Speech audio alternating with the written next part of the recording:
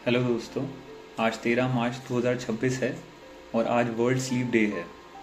तो आज का जो मेन उद्देश्य है ये वीडियो बनाने का वो ये है कि हम आजकल बहुत ओपीडीज़ में ये ऑब्ज़र्व कर रहे हैं कि बहुत सारे पेशेंट्स नींद की बीमारियों के साथ आ रहे हैं। तो what better than this occasion कि मैं आपको इस बीमारी और इस स्लीप से रिलेटेड कुछ इंपॉर्टेंट फैक्ट्स बता पाऊँ, जो बहुत सिंपल तरीके से बताऊँगा जिससे आप अपनी लाइफ में कुछ और चीज़ें बेहतर कर पाएँ। तो बेसिकली जो आज वर्ल्ड स्लीप डे है उसका मेन थीम है कि sleep well and live better. ये ऐसे क्यों कहा जाता है? क्योंकि नींद ही ऐसा आपका जीवन का या दिन का समय है जिसमें एक तो आपका फ़ोन आपको परेशान नहीं करता है, दूसरा आपका दिमाग अपने आप को क्लेंस करता है, एंड साथ में आपकी बॉडी के मेटाबॉलिज्म भी अपने आप को रिजुविनेट करने के तरीके से हील करने के प्रोसेसेस में लाते हैं। तो इसीलिए स्लीप को बहुत इंपॉर्टेंट फेज ऑफ लाइफ भी कहा जाता है। अब अगर मैं आपको इम्पॉर्टेंट कुछ फैक्ट्स बताऊं जिससे आप अपनी लाइफ में अपनी स्लीप को बेटर कर पाएंगे और अपने साथ साथ उसी का ही इफ़ेक्ट आप अपने जीवन में भी देख पाएंगे। तो अगर मैं शुरू करूं तो सबसे पहले इम्पॉर्टेंट चीज़ होती है कि जो मोबाइल हम अपना इस्तेमाल करते हैं तो जो उसके अंदर वो ब्लू लाइट होती है वो आपके अंदर का जो एक हार्मोन होता है मेलाटोनिन, वो आपके स्लीप को इंड्यूस करने वाला हार्मोन होता है, यानी कि नींद लाने वाला हार्मोन होता है। जो ब्लू लाइट होती है वो आपके मेलाटोनिन को ब्लॉक करती है और आपकी नींद जल्दी से आने नहीं देती है। इस चक्कर में पेशेंट्स को देखा जाता है इंसोम्निया, यानी कि नींद ना आने की दिक्कत या नींद लेट आने की दिक्कत होती है। तो कोशिश इसलिए हमेशा ये करनी चाहिए कि आप आधे घंटे से या 1 घंटे पहले सोने से फ़ोन को बिल्कुल अपने से दूर रखें। दूसरा, बहुत कॉमनली आजकल हम देखते हैं कि इतने स्ट्रेसफुल इन्वायरमेंट में एंड प्लस मेजॉरिटी लोग आजकल इवन यूएस टाइमिंग्स के हिसाब से भी काम करते हैं, तो वो रात को कॉफ़ी लेते हैं या शाम को भी कॉफ़ी लेके ही अपना काम करते हैं। तो कॉफ़ी लेने से ऐसी क्या दिक्कत है? हमें समझना पड़ेगा, जब कॉफ़ी हमारे शरीर में जाती है तो वो आपके लगभग एक तो 4 से 6 से 8 घंटे तक लगभग आपकी बॉडी में रहती है और वो आपके अंदर एक पार्टिकल या एक मेटाबोलाइट को ब्लॉक करती है जिसका फंक्शनिंग स्लीप इंड्यूस करना होता है, जैसे एडिनोसिन। तो वो आपकी स्लीपलेसनेस को ब्लॉक करता है। तो इसीलिए कोशिश करा जाता है कि आपकी जो बेसिकली कॉफ़ी आपको 2 बजे या 4 बजे के बाद, दोपहर के बाद नहीं लेनी चाहिए ताकि आपको नींद बेटर आए। तो एक चीज़ ये, आप इस चीज़ का ध्यान रखिएगा। तीसरी चीज़, आजकल काफ़ी पेशेंट्स ये बताते हैं कि हमें खराटे आते हैं एंड इसको बहुत लाइटली लेते हैं। तो मैं आपको बस यही कहना चाहूँगा कि स्नोरिंग कोई म्यूज़िकल टैलेंट नहीं है, ये एक बीमारी का भी एक लक्षण हो सकता है। तो स्लीप के वक्त अगर आपको स्नोरिंग हो रही है तो स्नोरिंग के भी काफ़ी प्रकार होते हैं। थोड़ी बहुत स्नोरिंग सबको हो सकती है, एंड अगर मैं उसको इनैक्ट करके दिखाऊं तो अगर कोई व्यक्ति ऐसे खराटे ले रहा है तो ये नॉर्मल हो सकता है एंड थोड़े मोड़े खराटे सबको आ सकते हैं। बट कभी कभी कुछ चीज़ें स्नोरिंग के साथ होती हैं, जैसे या तो लाउड स्नोरिंग हो या चोकिंग हो या अवेकनिंग हो जाए।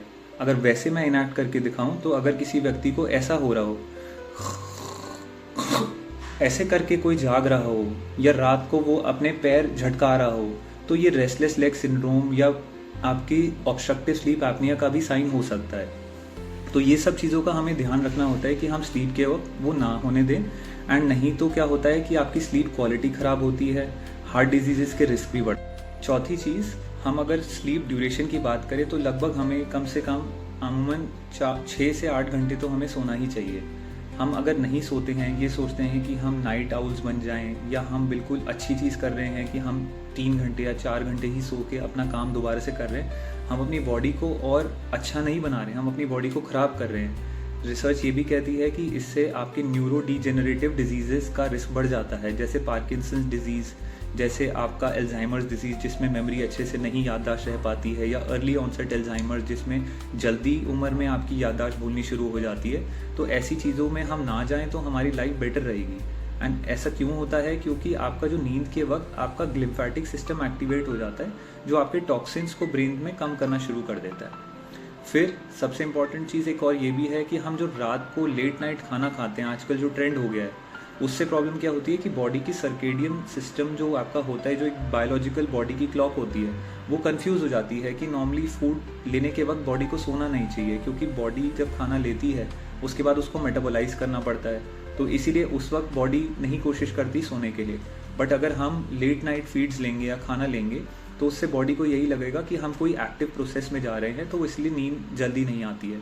उससे क्या होता है, आपकी पुअर क्वालिटी स्लीप हो जाती है, एसिड रिफ्लक्स के चांसेस बढ़ जाते हैं क्योंकि आपके पेट में खाना ज़्यादा समय तक पड़ा रहता है, गैस्ट्रिक एम्प्टिंग टाइम डिक्रीज़ हो जाता है। और आप जो डीप स्लीप में जाने की हम बात करते हैं, बहुत बार आपने रील्स में भी सुना होगा, तो वो रेम स्लीप में हम नहीं जा पाते। इसलिए कोशिश हमेशा ये करी जाती है कि खाने को आप 2 से 3 घंटे पहले बंद कर दीजिए सोने के, ताकि आपकी स्लीप क्वालिटी बेटर हो जाए। अगर हम छठी चीज़ की बात करें तो इम्पॉर्टेंट इसमें यह होता है कि अल्कोहल, काफ़ी सारे पेशेंट्स को या इवन लोगों को ये लगता है कि हम अल्कोहल लेंगे तो हमारी नींद बहुत अच्छे से आ जाएगी, बट ऐसा नहीं है। वो अल्कोहल ना आपकी बॉडी को ट्रिक कर रहा होता है कि आपको रैपिडली स्लीप तो करवा देता है, बट प्रॉब्लम क्या होता है कि आपको डीप स्लीप में नहीं जाने देता है। उससे प्रॉब्लम क्या आती है कि आपकी डीप स्लीप ना हो पाने के कारण आपकी स्लीप का ड्यूरेशन तो हो सकता है कि थोड़ा बढ़ जाए, बट आपकी स्लीप की जो क्वालिटी होती है, जिस वजह से आपको सुबह उठ के फ्रेश फील होता है, आप रिजुविनेटेड फील करते हो, आपको जो पिछले दिन आपने चीज़ें करी वो अच्छे से याद आती हैं, आप अपने काम पे फोकस कर पाते हो, जिसे हम स्लीप क्वालिटी के पैरामीटर्स बोलते हैं। ये सारी चीज़ें आपकी अच्छे से नहीं हो पाती हैं। एंड इसीलिए काफ़ी बार आपने ये भी सुना होगा लोगों के मुंह से कि मैं सोया तो बहुत अच्छे से था रात को, इवन मैं 8-8 घंटे 9-9 घंटे सोया, बट मेरे को उठने के बाद फ्रेश फील ही नहीं होता है, मैं फिर भी हमेशा थका हुआ महसूस करता हूँ। तो ये भी एक बहुत बड़ा अनडिटेक्टेड कारण है जो लोगों में होता है और वो इसको अननोटिस रखते हैं। फिर हम और क्या चीज़ें ऐसे कर सकते हैं जिससे हमारी स्लीप क्वालिटी बेहतर हो पाए, जैसे एक्सरसाइज।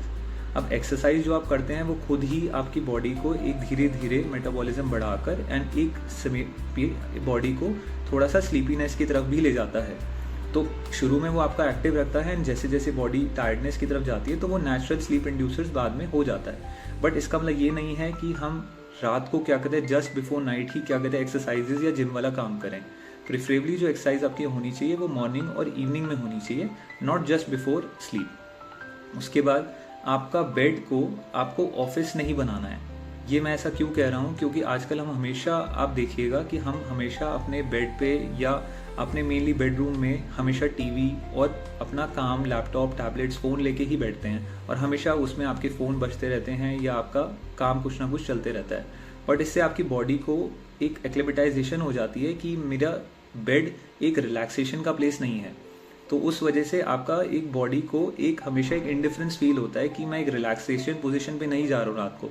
इसीलिए ज़्यादातर पेशेंट्स को कभी कभी कच्ची नींद आती है क्योंकि उनका बेड एक तरीके से ऑफिस बन चुका है। तो हमें वो नहीं करना एंड इंसोम्निया को बढ़ावा नहीं देना इस वजह से। फिर हमें ये भी ध्यान रखना चाहिए कि ज़्यादातर जो स्पेशली मोटापे वाले पेशेंट्स होते हैं या जिनको ऑब्स्ट्रक्टिव स्लीप एपनिया है या जिनका पेट में थोड़ा सा ज़्यादा चर्बी है या और कोई तकलीफ की वजह से वो सीधा लेटते हैं, कभी कभी उनमें भी एयरवे कोलैप्स ज़्यादा होता है। तो कभी कभी हमें यही देखना चाहिए। इवन प्रेगनेंसी वाले पेशेंट्स में भी ये बोला जाता है कि हम लेफ्ट लेटरल डिक्यूबिटस पोजीशन में सोएं।